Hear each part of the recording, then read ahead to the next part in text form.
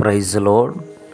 ఈరోజు మన ఆశీర్వాదం కొరకై దేవుని వాక్యం కీర్తనల గ్రంథము 20వ అధ్యాయం 1వ వచనం. యెహోవా నీకు ప్రత్యుత్తరమిచ్చునుగాక.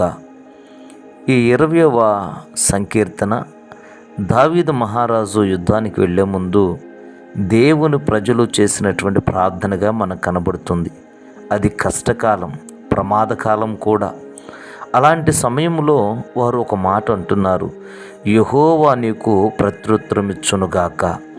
సహజంగా మనము కష్టాల్లో ఉన్నప్పుడు, బాధల్లో ఉన్నప్పుడు, అనగా అనారోగ్యముతో బాధపడుతున్నటువంటి సమయాల్లో, కుటుంబ సమస్యలతో నలిగిపోతున్నటువంటి దినాలలో, ఆర్థిక ఒత్తిడి మన మీద భారముగా ఉన్నప్పుడు, అవమానాలు గుండా, నిందల గుండా మనం వెళుతున్నప్పుడు, భయము గుప్పిట్లో నలిగిపోతున్నప్పుడు, ఇలాంటి పరిస్థితుల్లో మనుషులందరూ దూరం అవుతారు, కానీ దేవుడు మాత్రం ఎప్పుడూ నీకు దూరం కానే కాడు.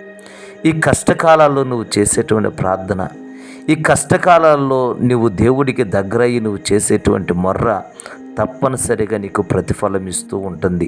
కాబట్టి ఈరోజు ఈ వాక్యం వింటూ ఉండగా, ప్రియ దేవుని బిడ్డలారా, నీవే బాధలు ఉన్నావో, ఏ కష్టములు ఉన్నావో, వేటి కొరకు కన్నీళ్లు పెట్టుకుంటున్నావో, వేటి కొరకు దివారాత్రులు మొర్ర పెడుతున్నావో, ఉపవాసం ఉంటున్నావో, మానక మోకరిల్లు ప్రార్థిస్తున్నావో, నిత్యముగా నీ ప్రార్థనలకు ఆయన ప్రతిఫలం ఇచ్చునుగాక, నిత్యముగా జవాబిచ్చునుగాక, నిత్యముగా నీ కార్యములన్నిటినీ ఆయన సఫలము చేయునుగాక. ఈ వాక్యం వింటూ ఉండగానే, మీరు విశ్వసిస్తూ ఉండగానే దేవుడు నూతనమైన కార్యము మీ జీవితంలో జరిగించునుగాక.